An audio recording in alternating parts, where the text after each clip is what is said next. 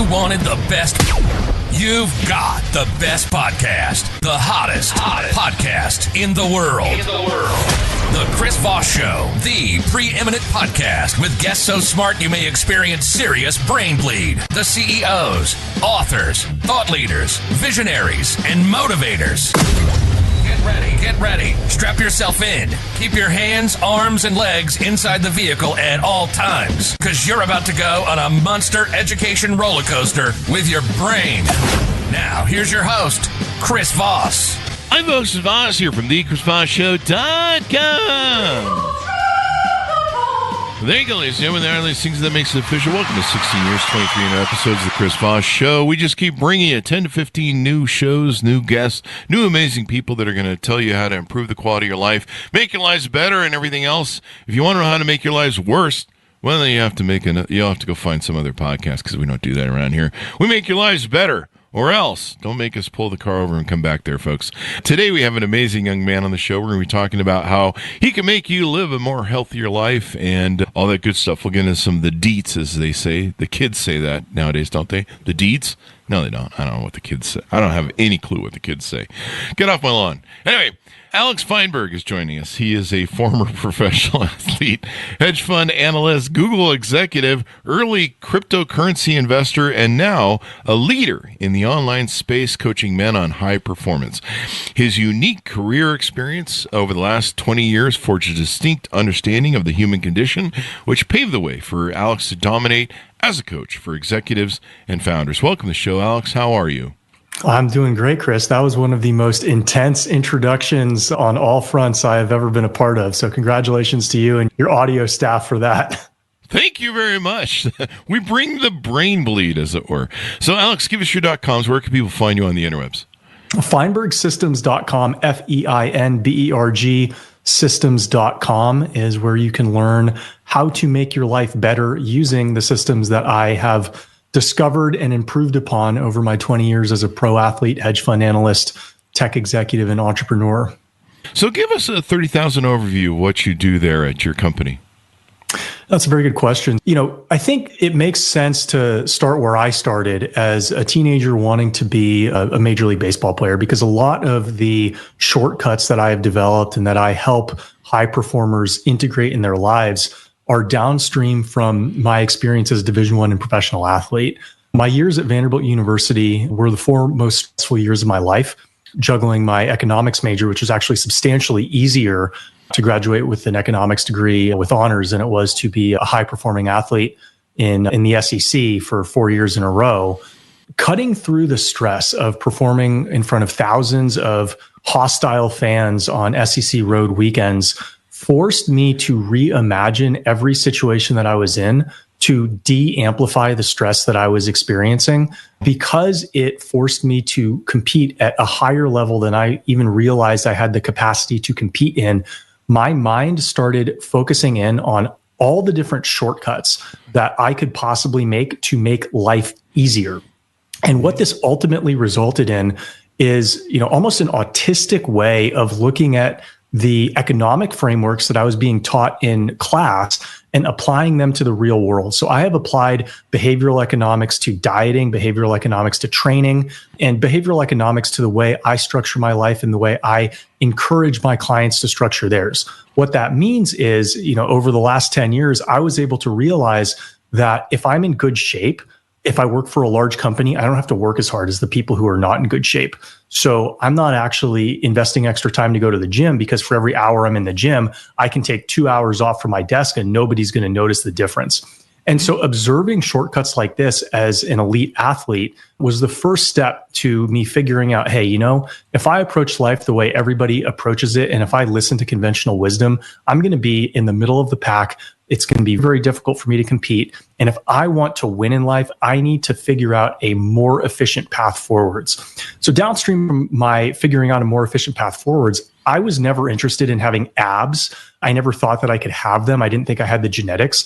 I just liked having an advantage in the workforce and being able to negotiate for more money than, my peers could negotiate for in similar situations. And so, I just liked going to the gym. I just liked having fun. I was never trying to work so hard that I dreaded my next session. I was living in the Little Italy section of San Francisco where I could eat delicious Italian food, in pizza and pasta and burgers and tacos, most meals of my day. And I was able to figure out how I could eat 4,000 calories a day of pizza, burgers, chicken, tacos, and get ripped doing it. And so that was my first foray into an online business, was teaching people how to do that. But I've been around for 4 years, and the people who followed me closely realized that the shortcuts that I was able to apply to fitness aren't limited to fitness. They actually apply to almost everywhere you look in life. There's usually a place that you can improve where you can get better results more easily.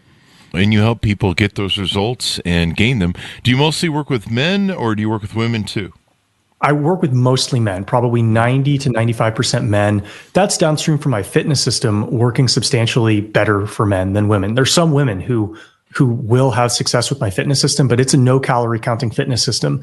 And due to female hormonal fluctuations throughout a month, it tends to be a lot easier for men to have success with my system, particularly athletic men, than women. Athletic women can have success with my system, but if you're not an athletic woman, it's going to be very challenging for you to achieve the muscle gain and the fat loss without following a closer calorie counting diet, which I swear I will not do and I will not teach. Calorie counting. Some of the things that you talk about in your things is the red flags and pitfalls of mass market advice. There's, there's everybody in the market right now is, I have the secret, and I have the secret to looking great and feeling great. Eat lots of donuts. But I don't think that's going to help anyone. But I'm just full of shit. But it sells. There's people that buy that kind of crap and misinformation. So how do you identify the red flags that are out there, misinformation, and pitfalls of mass market advice?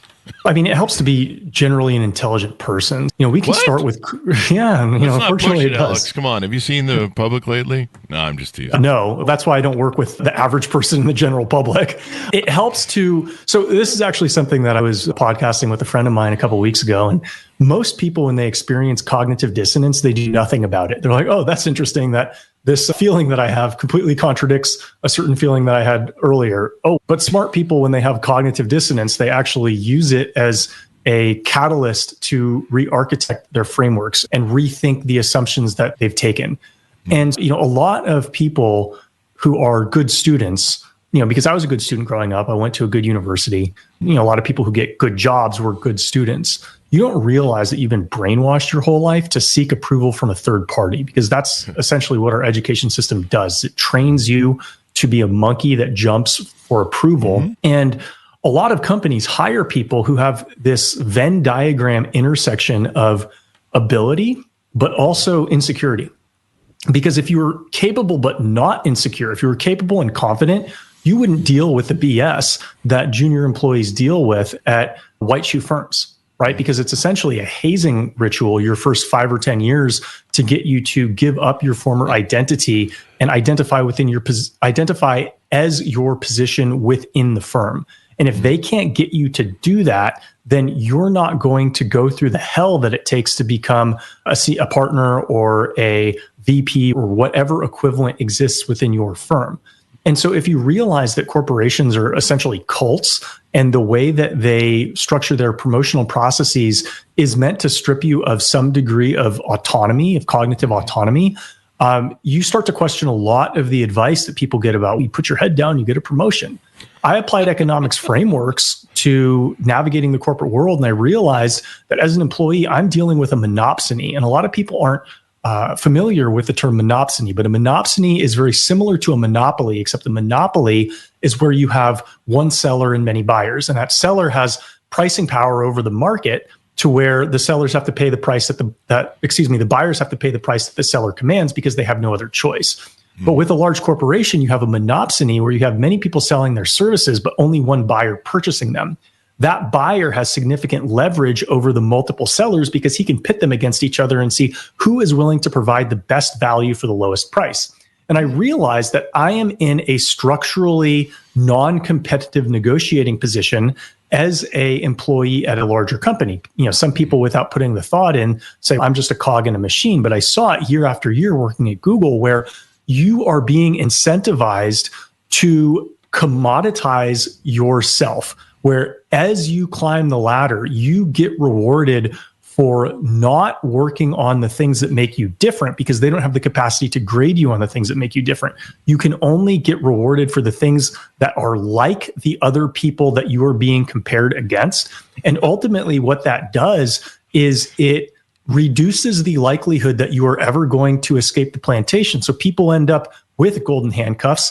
They don't necessarily know why, but the reason why they have it is because they have been focusing on optimizing skills that a very small number of buyers are willing to purchase. And when they try to shop those skills around, guess what? You don't have another buyer who's willing to compete with the existing buyer that you have. Mm-hmm. And so when I was working at Google, I never tried to get promoted. I got promoted twice because I'm a generally competent person and I do the things that I say that I'm going to do, but I never celebrated a promotion. I never wanted my identity to be tied into my position within their firm because I saw so many of my colleagues get depression, anxiety. Essentially, they became cognitive slaves or emotional slaves to performance reviews and their position within somebody else's firm. And I just thought I have one life to live and it wasn't meant to be that.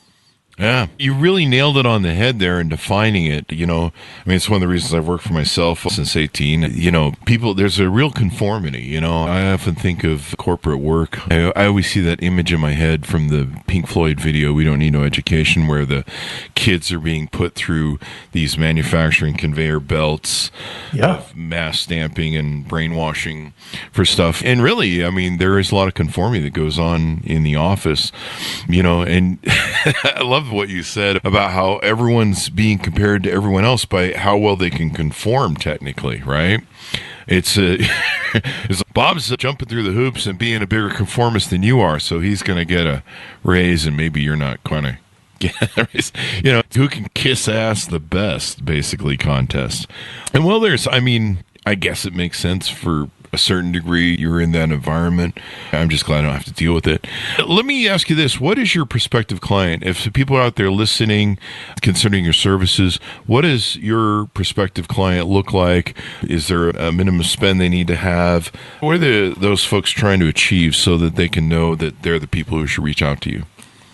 It's usually going to be somebody who runs his own business. I do work with some high-level executives, but typically people who run their own business are juggling multiple balls and need help consolidating them. Yeah. And so CEOs, entrepreneurs are my target client. The closer you get to that, the more value I can provide to you on a monthly basis. And that's on performance coaching. I do fitness coaching as well. I run a fitness group. I do one-on-one fitness coaching. So fitness coaching, if you're interested in the approach that I utilized to get ripped without counting calories or going hungry. And I've helped dozens of men around the world lose 20, 30, 40, 50 pounds following similar principles or following my program, essentially. That's going to range anywhere from $500 to $1,500 a month if it's a good fit. On the performance side, it's typically going to be a couple $1,000 a month or more. As I've gotten along with it, my preference is to be able to strike a performance-based deal, because if I can arrange a performance-based deal, ultimately people feel more comfortable engaging, but then the upside's higher. So last year I had a performance-based deal where I helped a client negotiate a business divorce, because one thing that I became very effective with through my years navigating Google is negotiating. I was able to negotiate a $50,000 raise for myself, joining a company that had far fewer resources than Google when I left.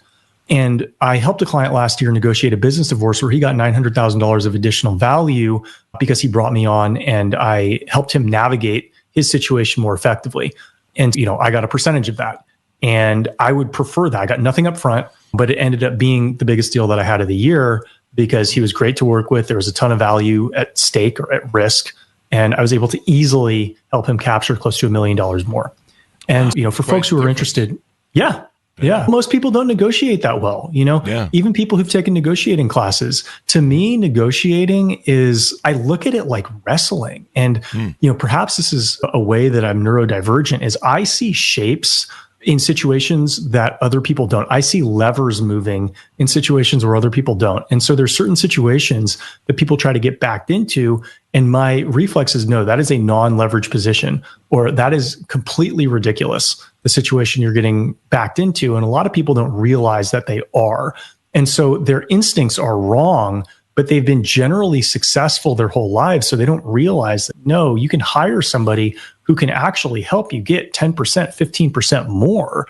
And when the numbers get big enough, it almost becomes a no-brainer. Dude, you have to find somebody who can help you get 10% more on this deal.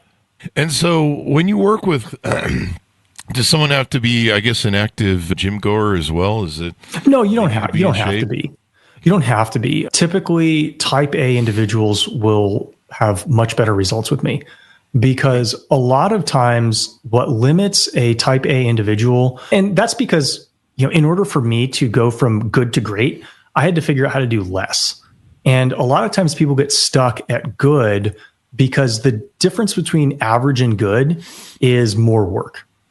And they don't unlearn that lesson that they learned when they were 17 years old. And so a lot of people stay stuck at good because their eyes are on the rearview mirror.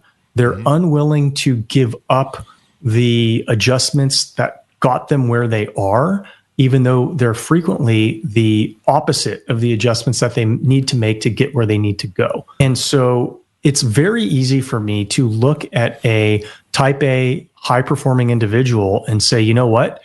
You can have more success if you're willing to do less. It's a lot easier for me to work with somebody like that than work with somebody who, hey, you're not really that motivated. That's very difficult for me. Number one, those people tend to not be very successful. Number two, it's not very fun to work with somebody who's not very motivated. It's very easy for me to justify my value. If I'm looking at you, I'm saying, Chris, you're working 55 hours a week and you're getting worse results than you would if you were working 40 hours per week. So what we're going to do is we're going to figure out how to cut your time commitments down by 15 hours. You are going to need to do things differently. So the hardest part of it is going to be the discipline that's required to do things differently. I'm not going to require you to do more in aggregate than you were doing before, but I am going to require you to do things differently. Otherwise, you are not going to get a different result than you've had before coming to me. And if you can be disciplined enough to unlearn the lessons that got you to where you are today, we can have a lot of success together. The one thing that people do have, their type A personalities or their ADD, like me, they have the CEO disease. A lot of us are driven that way. But one of the problems that we have is I guess I can't speak for everybody, but I think a lot of us, it can be said, have problems balancing life, work, health. I have problems balancing the gym. I mean, usually when I go to the gym, I go for 2-3 hours. People find that weird, but I tend to go to the gym, and instead of just trying to rush and bang out the stuff and go, I try and take my time and kind of mellow in the experience and just make sure that what I'm lifting is good. But there's always ways to do things better. There's always ways to do things prove. And I think what you alluded to, working smarter and not harder per se in the workouts that you're doing. But, I spent the first 50 years of my life ignoring the gym and not taking care of myself. And now I regret it. And I tell entrepreneurs like who you work with, take care of yourself now. Find that balance between working out and, because we all do the same thing. I mean, I don't know if we all do the same thing, but many of us do the same thing. We're just I'll worry about working out later. I'm going to make the money now. And then once I have the money, then I'll have plenty of time to do the other stuff later. Right. Time never comes. The more successful you are, the more busy you are, the less time you have. And having it. Not if you're doing it right. Smart. Yeah, I mean, like I said, if you work smart as opposed to working harder, it can make all the difference. It's surprising to me that so many executives have that approach, and you're right, so many people do. But to me, it's almost like looking at baseball players in the 80s, and a lot of them would smoke cigarettes and drink 6 or 12 packs after games. It's a bad thing. They definitely had more character than the players today. They're funnier and probably more fun to be around. Yeah. But nobody does that now. If you were to go into a major league locker room and bust out a 6-pack and a pack of Marlboro Reds after a game, and you were a rookie, people would be like, what are you doing? But it was common 40 years ago. And, working with personal trainers it's very common now. Everybody does it. Nobody did it 40 years ago in Major League Baseball. Very few people did. And I look at I look at executive performance about 40 years removed from athletic performance, where once the contracts started getting large enough in the 80s where people were like, if I have a couple good seasons, I can make enough money where I don't have to ever worry about working after I'm done playing. So I'm going to take this a little bit more seriously than I did before.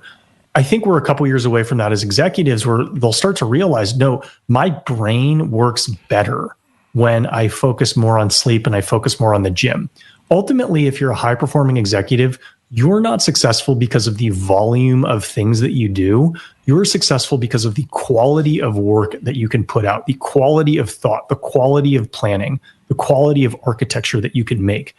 And when you're sleep deprived and when you're physically slower and weaker than you should be, the quality of your output will be diminished. So you are not going to maximize your income by maximizing the amount of hours you work per week. You're going to maximize your income by being able to do things that your competition cannot do. And the way you're going to put yourself in the best possible position to do that is to be rested with a high functioning body and mind. So tell us about some of the offerings you have on your website. I'm looking over insanelyaddictive.com. Tell us about some of the different offerings you have there. You have group coaching, performance coaching, delicious food, which is the part I'm looking at right now, and your approach and stuff. Yeah. So group coaching is what I do for people who have a little bit more schedule flexibility, right? So that's typically not going to be the executive who can carve out 30 minutes per day on a Wednesday to sync with the group, or 30 minutes a day on a Monday to sync with the group. If it is, great. But that is a introductory approach to the way that I do fitness, which is performance focused. So the thing that most people get wrong about fitness, everybody thinks that they need to count calories and be in a caloric deficit to lose fat. And that's like half true. The problems that people have with their approach to fat loss are very similar to the problems people have with their approach to wealth building. You don't get rich by saving small amounts of money every day. You get rich by investing the money that you save in places that go up in value.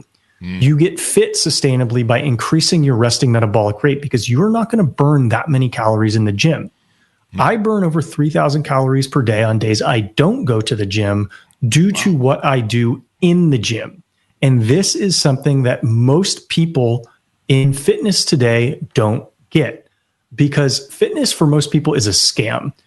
The reason is the clients don't understand what works. Most people's intuition is completely removed from what actually does work. People believe the efficacy of a workout is strongly correlated with how hard it was, how much you sweat, and how sore you got. And all of those things are essentially a masochism index. They are not correlated with what's actually going to move the needle for your metabolism. They are not very closely related to how many calories you're going to burn away from the gym. And so if you optimize for the wrong thing, you end up trying too hard at the wrong thing. Your results aren't what you want them to be. And after several weeks or months, you eventually stop having the motivation to continue putting effort into a system that has failed you. And so what I realized by accident is that when you train for performance, you have to rest more. You can't be doing set after set in the gym, because you can't perform at a high level doing set after set in the gym. You can't train 6 days a week because you can't perform at a high level training 6 days a week. And you can't starve yourself because you can't perform at a high level if you starve yourself. And so all of a sudden, if you stop doing the things that most people think they have to do to be in shape, and you simply approach it the way an athlete would, protein dominant real food when you're hungry until you're full, focusing on speed improvements and strength improvements in the gym and resting accordingly, all of a sudden your metabolism starts to respond in a way that you never thought was possible. And so this is something I teach the folks in my group class. I also teach people one-on-one. Typically my one-on-one clients have more schedule limitations, so they're not able to go to those regularly scheduled group sessions. And they may have an injury history, because the people in the group will get more templated training programs, where the people who I work with one-on-one will get customized training specific to their bodies and injury limitations. And so I started offering fitness just because there's such a demand for people who want to approach fitness more intelligently. And, I'm a meathead at heart. I can say articulate things, but I really like to eat. I really like to lift weights. Before we started recording, I just got back from the gym where I spent my early afternoon. I really like doing it. I thought years ago, if there's one way that I could make a positive impact on the world, it was teaching people how enjoyable this whole process could be. So I do that on a group and a one-on-one level. But then with performance coaching for executives, everything I do is custom to the individual. Generally speaking, there's one of a small number of miscalculations that the executives that I work with are making. And with the way that my mind works and with the way that my mind dissects problems and incongruity in the way people are approaching solving them, it's very easy for me to focus on and identify the choke points that exist within an executive's workflow and basically play Jenga with the schedule to free up time and put more effort behind the highest leverage areas and ultimately get the executive more success, more money with less effort. How to succeed as well. So as we go out to tell people how they can onboard with you, how they can reach out, how they can find out more. I know you have a big YouTube channel as well. Yeah.